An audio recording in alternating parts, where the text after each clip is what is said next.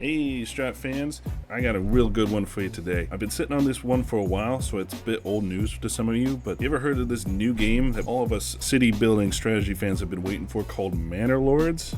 If you heard about it, if you haven't, here's a video for you. I'm going to be diving in, showing you a basic guide of how to get your city started, rank yourself up through the first year. I love a good city builder, I like any strategy fan, because it also goes into an RTS game after you've got your city building on the same game. You know, it's like a combination made in heaven for a lot of us strategy fans. So I hope you guys enjoy this one. This is like my first deep dive into it. I've only played it a little bit since I picked it up, but I know a little bit. I know a good amount for beginners, and I think I'm good for letting you guys started with your feet wet. Now, I will plan on, if this video does well, do a year 2 guide, year 3. Pretty much doing a guide as I play the game myself, and I'll discover things about it. The RTS portion is way into several years after you get your city built, because you want to do it like meticulously. You want to get it built right. Placing's everything for this type of game. You got to make sure that you build a nice city before you can, command an army for it. If you build like a shitty city, shoddy foundation, your army's going to crumble. Just like anything over history has taught us. So hope you guys enjoyed this one, this little deep dive beginning video for it. Chuck a like, maybe you sub if you like the content. Let me know if you want me to continue making these videos on Manor Lords, because it is a little bit different than your typical strategy game, but it still is very much an enjoyable experience, and I hope you guys enjoy the video as much as I do recording it for y'all. So first off,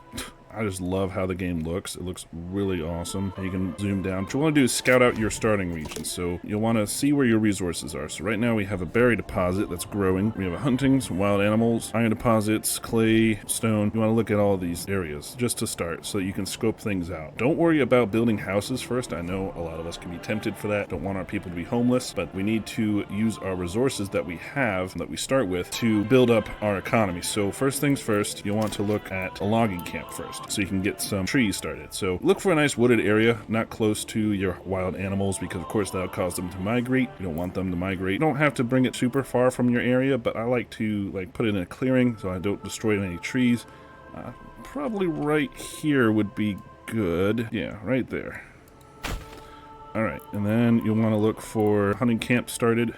Don't put in the red circle, else they'll scare them away. Put it like right up here would be good. That way it's close enough, but not super far. Berry gatherer's hut, you want to put them really close to the berries. Getting closer to a road is good, so not too far. That way you can get your 2 sources of food going as soon as possible. Now, you don't have to worry about the other 3 resources because you won't need them right now, but later in the game you will need them. So we have a rich irons deposit, which means we're gonna do pretty good. We also have a rich berry deposit too. Berries are seasonal, so that means after a while they won't be so good. Now we go to logistics. What you want to get next is a storehouse. Storehouse is the center part of your village where all your main things are going to be stored. So you want to make sure it's close to the center of your village. Now you have some starting areas over here, plus the homeless tent. I'm going to build my village probably right here. So I'm going to have my storehouse right here. And then you'll want to have your granary as well, so you can store all your food. I pretty much put the 2 of them together. I put them in pairs, at least I try to, so that they're all nice together. And then you'll want to do some roads connecting the 2. And you can even connect them up to your harvest buildings too. That way they can help. And there's our woodcutter's lodge. Now, you could also get a woodcutter's lodge to get firewood. That helps prepare you for winter. Now, you can put this closer to the camp. I kind of put it midway. That way it has a little bit of stopping way from there, so they can go to camp to deposit it to the storehouse, and they can also go down here to grab some wood, produce it into firewood, and we already have a road here too, so that helps that out a little bit. So that's the basic amount that you have to do. So I usually will wait for that to be produced, because those are the essential buildings you want to place, and then you pretty much just go through the motions. There are 2 more that are pretty good to have as well, and that would be a well, so you can get your water. Now, depending on the type of game you chose, sometimes if you choose the option, you can only put a well where underground water sources are. I personally don't like that option. I like to build them anywhere, so it's more strategic, but it's whoever wants it. Again, I try to put it in a more centralized location in the town so that everyone can have access to it. And then there's another thing as well that we need is the marketplace. The marketplace place is a special plot that gives you a way for your residential people to buy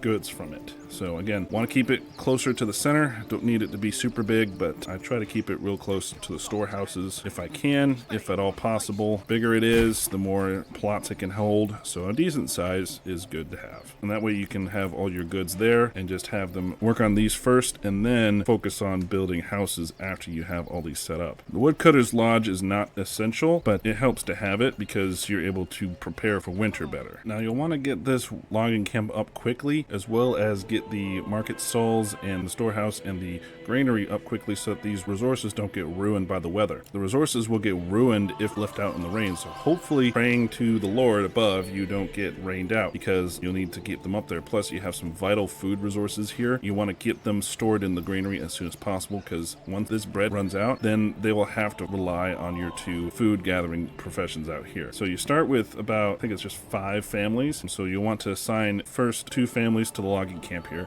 so you can get enough wood and timber to build everything. And then the rest of your families, bar 1, I usually set to the storehouse so we can get everything in there. And then as we expand and get our food resources up, then you can spread out your families a little bit. But I'll usually take 1 family on the storehouse, 1 family on the granary, and then 2 on the logging camp. And then when these open up, whichever one opens up first, I'll throw the family on there, or I'll take them off of the storehouse and put them there. That's when you'll want to build your Bergen plots so you can actually start housing them here. All right, now that we got these buildings built, pretty much I assign them to them so that we can get all this stuff stored. It does help a lot, and they do start getting some stall locations after the marketplace is up. So the families, if they're assigned to the storehouse, they can be assigned a stall location.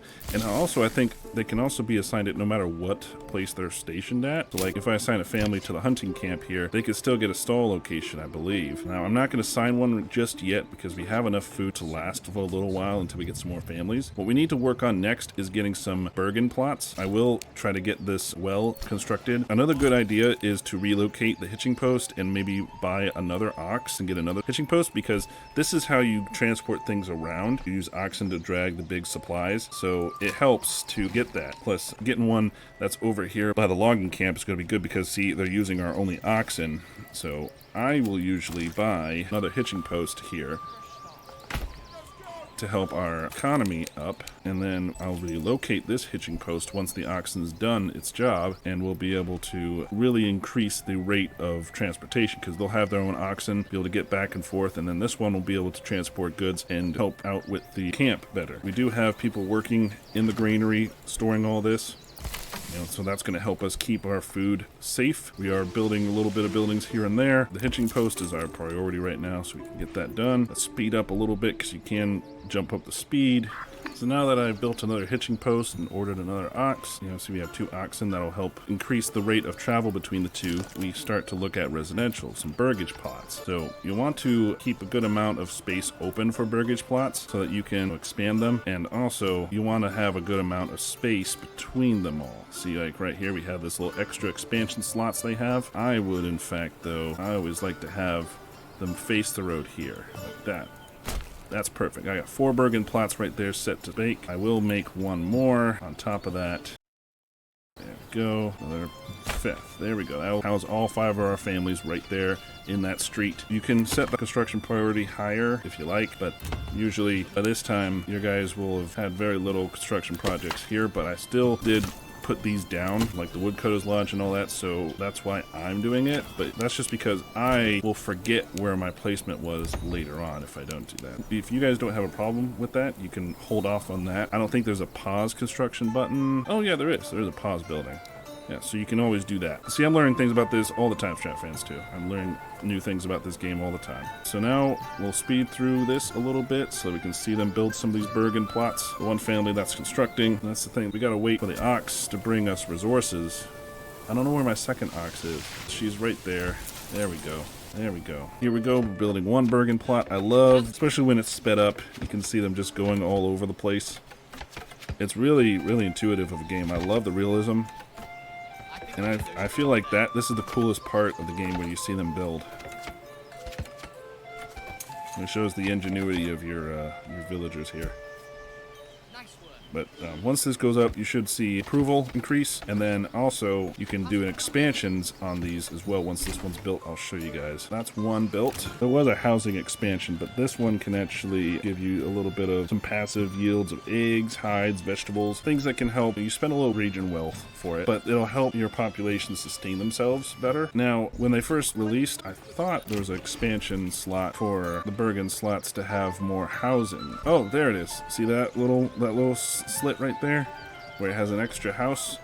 That's what you want.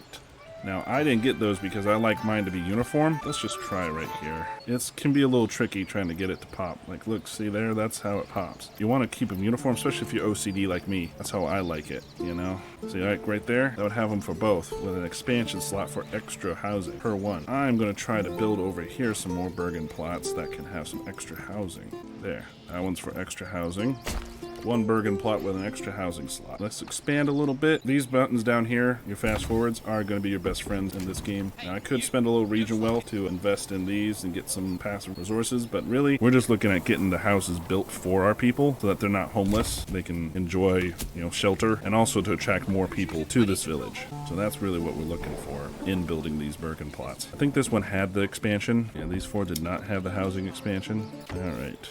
So we're in June now, summer. We're making decent headway here. We've got our lumber camp going at full throttle with an extra oxen down here to help. We're building our Bergen plots, and we're going to be able to have more families move in once they do. It's just random when they actually will, but you have to have more Bergen plots than you have people, and then they'll move in. So there we go. We just got some resources added to the storehouse because of our mission was completed. Just got a message. Armament delivery. Okay.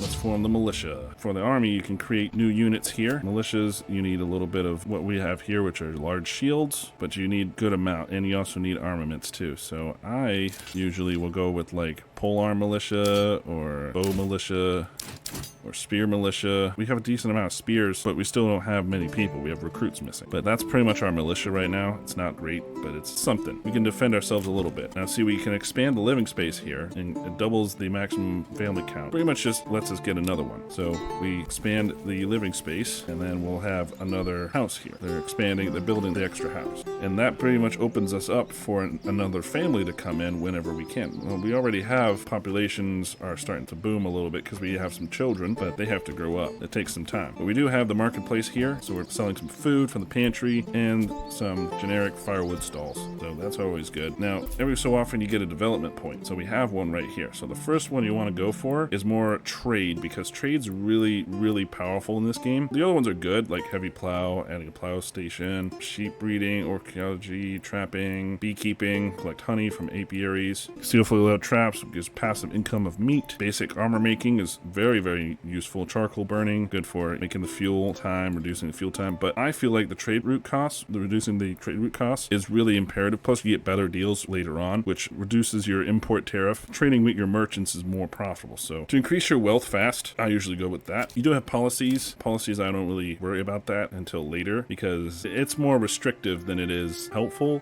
Plus all these ones are still a work in progress. You only have two. Like citizens skip every 5th meal, reduces their approval. Wild animals and rich deposits breed twice as fast, which is, a decent policy to have. Foreign suppliers, this one's decent because it gives you market stall, which gives you passive income, firewood and food and bread, as long as it has enough regional wealth. But again, you'll want to use your regional wealth. So this one, I don't really go for it compared to trade logistics. So we'll get trade logistics to start off with. That way we can increase our trade and really make it easier to start our trade routes, because we'll be starting that later on. Now that we got our 5th burgage plot pretty much done and our 6th one building over here, we'll keep our greenery in our storehouse, guys, but we'll reduce our logging camp to 1, and then we'll actually do 1 family for hunting. Now we can increase the hunting limit. I mean, 10's okay, but I'll usually increase it just a couple. That way you don't completely destroy the habitat, but it does take some time for them to breed and get more animals. And in that time, you're losing food, So now that we've got 1 on our hunting camp, 1 on our granary, 1 on our storehouse, and 1 on our logging camp, we pretty much have everything we need. We're just waiting for more families to come in. Just pretty much build some more Bergen plots at this stage. Get some families come in as much as you can, because it's going to really help you out to have more families in. Right here, there's 2 more Bergen plots with 2 expansions I can have as well. You'll want to try to get the ones where you can have expansions, because those ones are really, really good.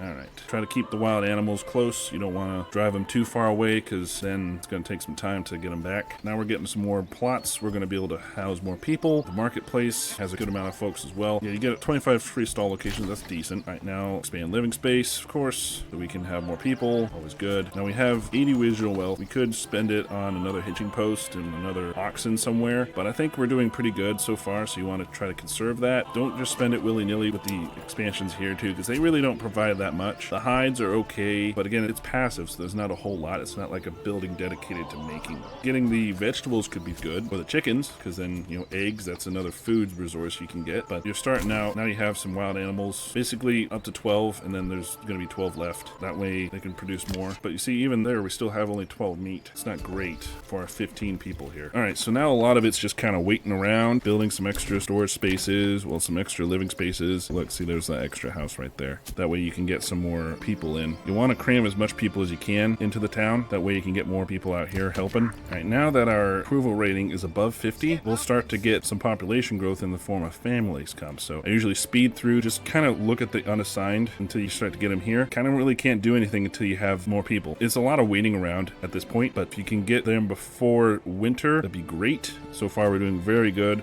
for our first year. You know, you have some Bergen plots. Oh, bandit camp. Bandit camp was sighted. So you got to be careful of bandit camps. They're a long ways away, but we may want to deal with them once we get an army up and running. But that might be some time. So you might have to just take an L sometimes and just try to get your settlement up and running. Because the more people you have, the more you can have for a militia. You just need to really get more people. Our storage is full. It's not full. What are you talking about? Oh, this storage is full. Okay. New family just moved in. That's good. So the first thing you want to do is, if the berry forager's hut isn't built, build that first. You want to get that there with your first new family. And then the next one, you'll want to build a sawmill here by the logging camp so you can start making planks, and then fill up the woodcutter's lodge, and then basically your basic buildings are set. And it's only September, so we're doing pretty good. Pretty good for first year. You want to get this going because once autumn goes through, the berries are going to evaporate. You want to have some food for the winter. You don't want to be foodless because, yeah, the hunting's okay. The wild animals are okay. They provide some meat, but for a growing population, you need something a little bit more sustainable. We just need these guys to come and produce and build that forager's hut for the new family. It's still September. Where are they? Come on, guys. Sometimes this happens with the AI too. They get stuck on something, or the family will just not do anything. Plus, you know, it's over here, so they have to take some time getting to it. Well, that family should be helping building too, so hopefully someone eventually will come over here and build it. Nope. Nope, that one didn't do it. Come on, guys. All right, I'll get back to you when they finally build it. My dumbass forgot it was paused. I forgot it was paused. Okay, that might be why they didn't do it.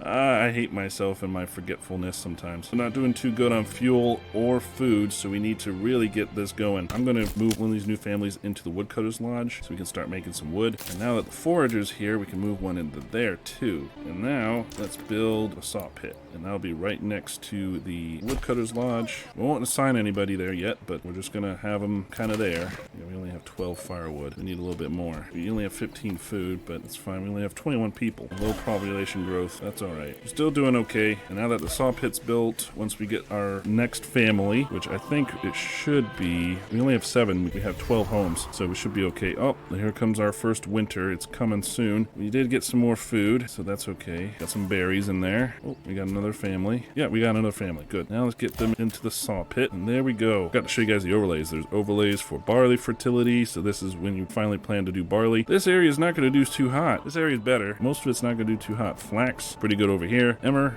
all right, over here. Rye is really good here and really good here. So rye is probably what we're going to go for. These two are work in progress, the smell and fire hazards. Underground water, again, I didn't have it picked in the options, so that's pretty much not going to show. But yeah, the overlays are good for setting up where you want to be after, because this game you have to plan for the later dates, you know? You want to plan for the later dates. So we're doing pretty good so far for this introduction here. It's almost done. We got all our basic buildings here. We got the saw pit. We're going to be making some planks soon. We got woodcutter's lodge lodge. Going to be making some wood. We got 7 months for food and fuel, so we're doing really good on the food and the fuel now. So we should be good for the winter. We should be just prepared in time. All right, so now at this point that we've got everything set up, now it's time to start our trading post. So a trading post allows your visiting traveling merchants trade points and all that stuff. Region wealth is a currency used for trade. One family member will travel to the nearest possible destination to conduct trade, while other family members help manage the inventory. I usually just plop it down at the edge so that it's easier for places to come in here. Just connect it to the road here, and you should be good.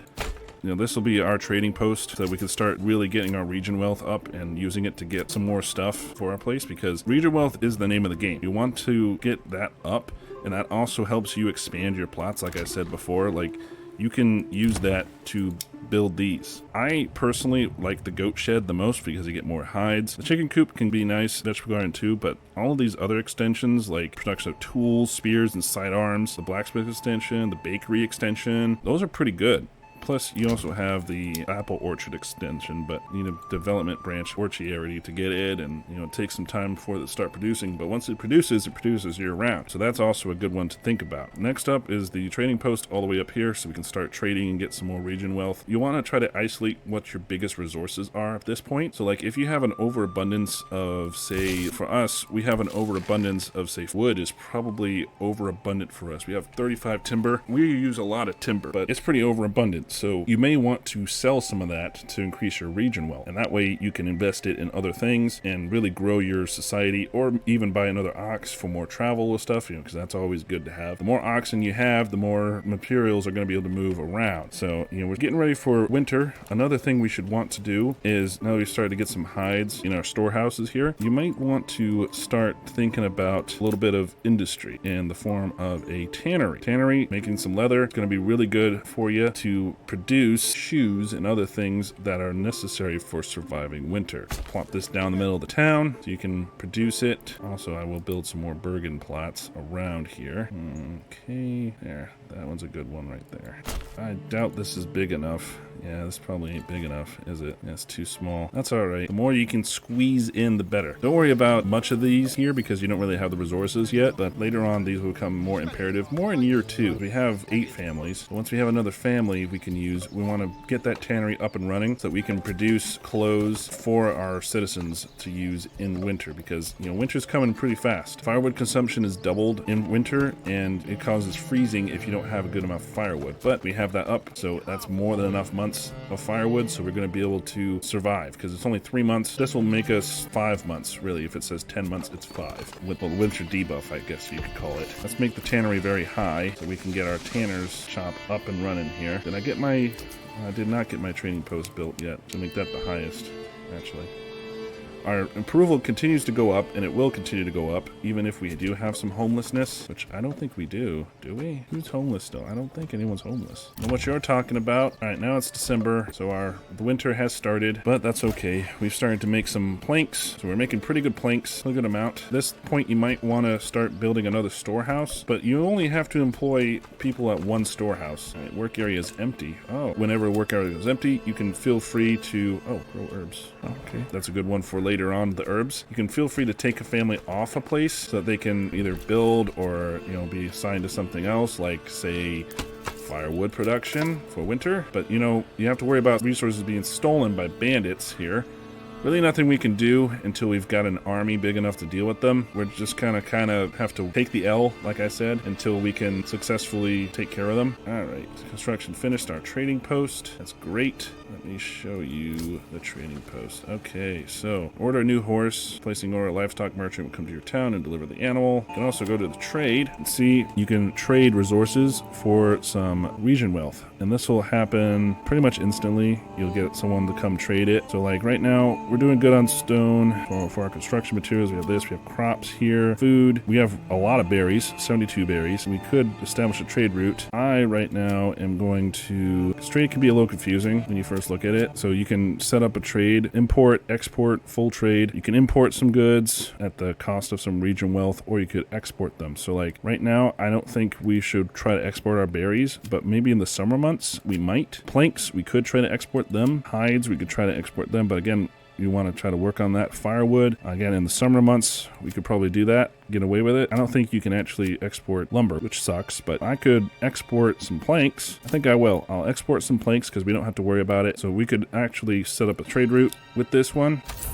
And then he'll only show up to work on this one, and then we could also set it to never trade if we want to turn it off. Right now, I'm going to be trading our planks because we don't really need them specifically right now until later. It helps improve your region growth as it goes up, and we have to survive this winter, so hopefully soon we'll have this tannery built so that we can start producing some really good shoes and clothes for our people with all the goods that we got, because we got a decent amount of hides we're getting from the Hunter's Lodge over here. Keeping the wild game over there happy is imperative to keeping our lodges open. There's that. That's another burgage plot. Burgage plots start to become your filler at this point too. All right, let's add that family here. All right, and the tannery's good to get some stuff. You can also add another family into the hunting one, but I really don't. I usually just do more into the wood so we can get more wood and get more firewood. We're gonna survive. You know, it's January. We only have one more month, I think, and once March comes around, it rolls back down. We're doing good. And now we're gonna be able to build some leather. Tannery will make some leather, and then you go back into industry. You need a weaver's workshop as well. I'm still discovering this game as well, Strat fans. So a lot of it I know how to do, but there's still some of it that still escapes me to this day. So far, you should be doing pretty good. You got some leather built, which is good, because that means you're going to be able to turn that into some clothes for your people. So I did say before that of the extensions here, none of the really good ones are right here, but the chicken coop is pretty good for a little bit of food variety that increases your approval. So at this point, I'm going to, build a few. Construction started for that, using a little bit of my region wealth. I'm pretty low now. So now that my trading post is up, I'm going to be able to, here we go. Our storehouse is full. So that's when we have to start building new storehouses. Either that, or you could upgrade them to a large storehouse. It really increases the storage capacity a whole lot, so I'll usually start doing that first as well and have it be the highest, because I have planks. So we're able to really build it now that we have planks. We just have to go get some timber for it. Now that we have some more spaces, more people, we're going to be doing pretty well with ourselves, I'd say. We have some coops now. We're going to be able to produce some passive eggs, which is going to have more food variety and some market food variety too. So we have a clothing stall here for our leather. That way we can have a food stall here. A whole lot of stalls now. Now the marketplace is starting to fill up with stalls. That's really good to see. Now that we have our, we have a plank overload here too. So having that trade region for that is good. Oh, the bandits just stole some of our tools. Again, that's gonna happen. It's gonna happen. Can't really, expect it to stop. So the saw pit, it's full of generic storage. It's really full. But now that we have our storehouse built even larger, now we can really store all of our stuff there. So that's really good to have. So that's pretty much what you want to start doing. You got the tannery here, you got all that going. It's got a nice flow. And now that February's coming, spring's gonna come back, so you want to keep a family in preparedness for the berry deposit. Oh, another ruler's army was sighted. That is not good. Are they here to... Oh, Brotherhood of the Forest, brigands. Light mercenary archers. Are they coming to attack me? No, they're over there. They're way over there. I don't know what they're doing. You gotta be careful for that too. We could get some mercenary companies if you want to really, in a pinch, defend yourself, but I think they're just going towards a bandit camp or something, which might actually be to our benefit. I mean, there's nothing they have done to provoke us. They've just been, claiming regions all over here. As you get bigger, you'll start claiming regions in the game too. Our approval is pretty high though. And now that it's March, now we can have our people go back to work there. And in fact, I am actually going to also assign one family to the trading post so that we can start getting some trade going and get some region wealth back. I don't think this guy is going to be attacking us. I think he's just going down to attack the bandit camp because he's heading right for it. But I don't know. I'm hoping that he's not coming to attack us unprovoked. I don't think he is. But anyway, let's turn our focus back to our village now that we're out of winter. It's pretty much been our first year. Now it's when you start to look towards building some of the big buildings, like getting the church up and running. Now that you have some planks, you might want to start looking at getting your stone ready so that you can get your church up and the tavern. These are two big buildings that'll really help your population and increase your approval rating, but they're massive. Like this church right here is massive. They need to be next to your Bergen plots. Like this one right here, that's decent. That's decently close. It'd be better to have it around here, and you might have to delete that road there. Don't know how to delete. Am I able to delete? All right, I figured it out. Took me a little bit of working, but I figured it out. It did delete the whole road though, unfortunately. That's what happens sometimes. But it's easy to fix. So we got it fixed. We got the church plopped down. I do want to do it one at a time, but having the tavern is also a really nice thing to have. Still cannot put it in the center with all of this. So it would be best to have it on the side here then. Don't want to worry too much, but don't get it too close to there. But those two buildings are going to be like essential for it. Corpse pit, this provides hollow ground for burials, which is really good for dealing with your dead. At this point, you might also want to, if you have the spare families, look at reforesters so that you can keep lumber business over here. Might also want to look at finally getting a stonecutters camp for where the stone over here is, you know, so you can start harvesting it. But you do have enough stone at this point still because I haven't really used much. I can get the church done pretty easily, so we'll speed through that to get the church done, and the tavern will be next. The tavern doesn't need stone, so again, you're not really going to need it until you really have to get like your manor done, but the little amount of stone you do need will be for the church. The church will provide a lot of benefits though, so it really does help to have a church in your town, and then the more Bergen plots you have around it, the better it's going to perform too. So like all the Bergen plots are here with these ones here, so it helps out a lot. Like right here, these Bergen plots are nice. Let's start these Bergen plots here, and we'll build some Bergen plots here too. There we go. More Bergen plots we can get, the better, but you want to build the church out too. So we're starting to do a pretty nice settlement so far. It just started year 2, so we kind of went a little bit overboard, but that's okay. Having at least 10 Bergen plots is what you need to upgrade, but you do need to upgrade them to tier 2. You need to meet the requirements for that, which means you need a church. Once you get the church up, then you can upgrade them and get this boosted up too. That always helps. But all of our basic necessities are covered. We have a lot of firewood. Our food is a little scarcer, but that's okay. We still have 69 berries. We don't have a lot of meat because we're kind of hunting the wild game to not extinction, but with the limit. We don't want to make them too scarce. It is a renewable resource, but it's not as renewable as berries. Berries are really renewable. You can store a lot of them in the granary, but you would want to invest in farms once you get enough Bergen plots built and enough families. Here comes the church, and there it is. There it is. There's the church. Now, you can't assign a family here. I think they just provide like church services and help out, but really the church is for this, so you can start upgrading your burgage plots. And I will just start immediately, you know, as many as you can get. Just start upgrading them because they start generating regional wealth per family per month, so it allows you to unlock new extensions as well, like artisan workshops and stuff. So it really helps increase your wealth. And we're already increasing our region wealth a decent amount, I would say, but having it even more would help a lot. So that we can start getting more expansions like that. We can start getting expansions to other things.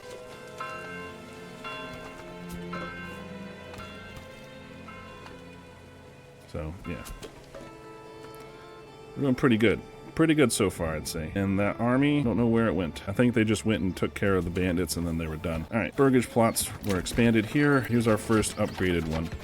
Once we get 2, we'll get our next development point, and I'll show you what to do with that. We're doing pretty good on region wealth. You want to, again, look at what our resources are, because one thing I do want to do is I want to increase our logging camp production more, so that we can keep them more than the woodcutters and the planks, because the saw pit is making a lot of planks. Yeah, we're doing really good on approval. Approval is 76, and here's our first burgage plot, level 2. To get to level 3, you need a tavern supply. And also you need a church level to be at least a small stone church. But you get some more saw supplies and some market supplies better as well. But yeah, that's really good. Settlement level has increased. But now let's look at these. You can actually have these ones here too. So you can have like a Fletcher's shop, converts all inhabitants to artisans, production of war bows, which is really good. Joiner's shop, production of wooden parts and shields. Cobbler's shop, you can produce shoes. This is what I was talking about with the tanner. So you can start getting some cobbler's workshops to get some shoes, which helps out with the winter months. So I will invest in a cobbler's shop here. All right, now for our next investment point. So the one that you'll have to do for here is in the trade better deals. Like I mentioned earlier, better deals, it reduces your import tariff. Now,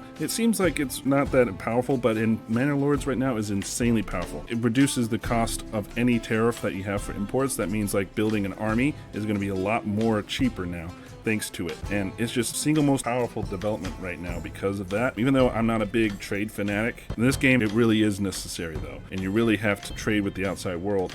But the region wealth that you need to buy those necessary materials to raise your first army is severely reduced with this development point here. You get better deals. You're able to immediately go over to the trade here and look, see if they start providing us some pole arms and stuff. We go import. None, which is awesome. Desired surplus. That's awesome. So I need to get some more spears and some more shields to make my first militia. So let's go to here, spears, import. I need at least 16. So if we go to spears, import, 16, and then large shields, import, 16.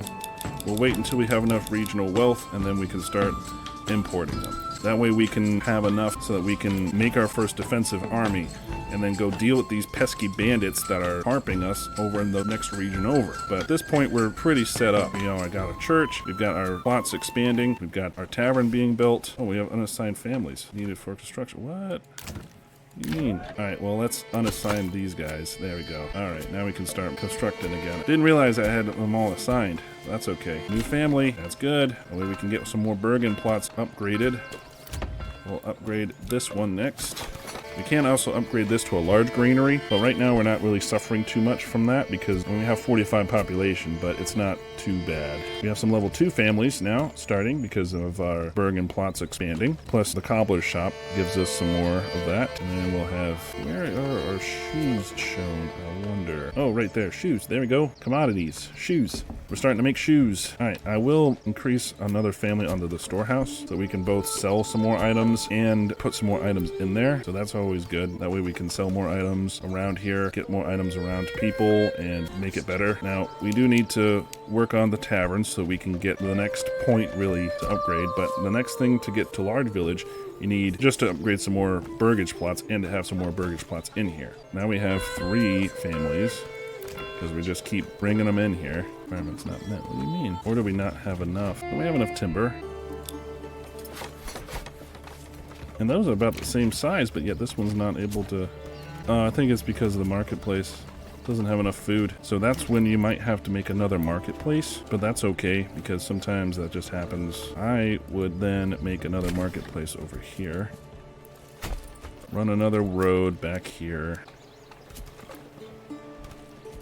This also will open up another route so that you can get more people around here.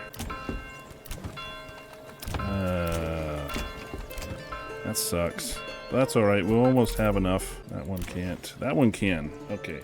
I'm not sure, and sometimes it can be a little confusing, like the requirements, because it'll say that it meets the requirements, but for some reason it just can't be increased. Again, I don't know why. Perhaps the families just aren't, that happy. But here, there's another settlement level increased. So now we've got the better deals. It really can be up to you. I will usually go for like one of these for deposits or plowing stations or orchiarity or the basic armor making for like helmets and stuff. Charcoal burning is decent too, but I usually will go for one of these over here, like forest management or beekeeping, trapping. Trapping is really good to get because they'll start to use traps for their food gathering, so that's good. But also to unlock charcoal kiln in the apiary, you have to unlock it in the development section too, so that's something to think about. I don't know why these ones aren't there. Maybe they're just not big enough, but again, you built them with the other stuff and they have these, but again, they don't have any of these stalls supply for some reason. I don't understand why, but sometimes it just happens. Like I said, that's why I built the second marketplace over here. As it expands, they will start to expand too, so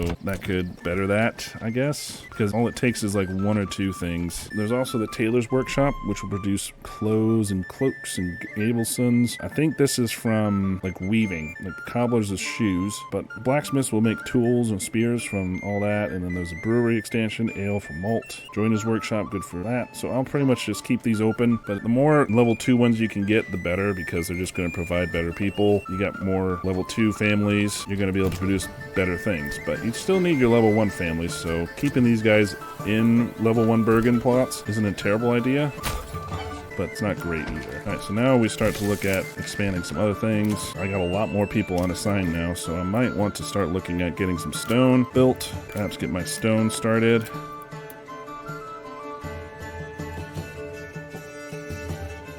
Over here. so that we can build up enough for our manor.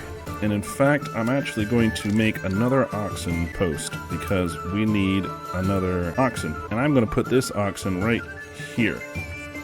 Keeping the oxen attached to like multiple road networks is going to be great. All right, and we'll add more families there. More families in the foraging hut. I'll add another family there.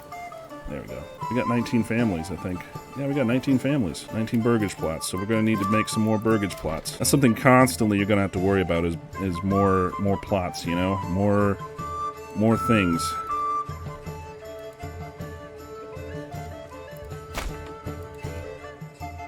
But again, like I'm showing you right now, that's not as much of a problem as people think it is. Like, look at all those burgage plots right there.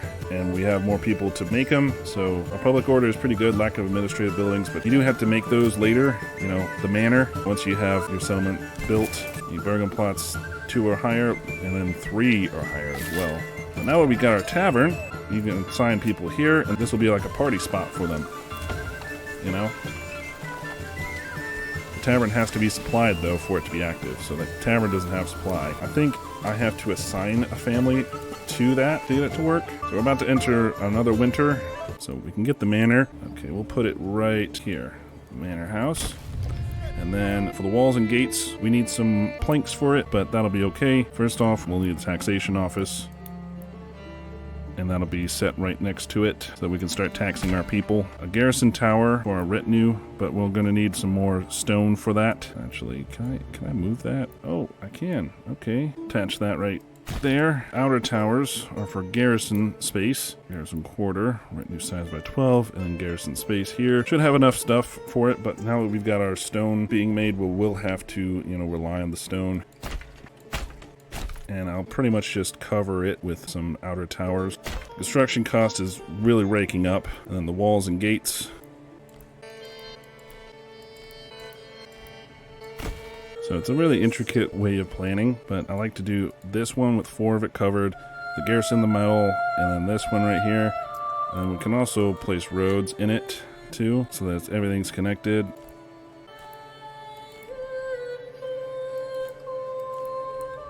Very intricate way of making it, but it's something that we gotta do. Oh, I did not mean to make all that. I need to remove that. That's gonna be a problem. Like I said, this game is very much a work in progress, but sometimes you have issues like this. I will fix it for the next episode if we have it, but pretty much that's what you want to do. Later on, as we get closer to year 3, we'll be able to start some farmland. You want to locate some iron. We have iron deposit here, so we will have to build that up, get our stone deposit built up so we can start building all this, and then take care of our bandits. Should be able to do that pretty easily, but you do want to secure your iron because when the raiders come, you need to have some better weapons than you can get from the trading post. Right now, we're getting some decent stuff. We will get some decent stuff from the trading post. Like, look, see, I can start this up right now. Let's start this establish trade route, and we can establish the trade route for the shields too. Just enough.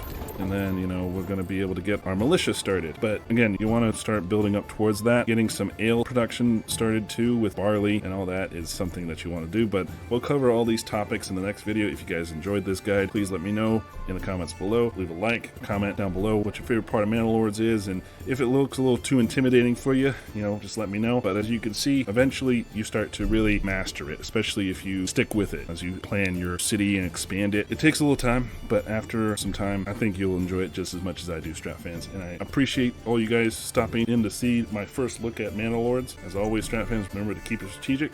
Colonel out.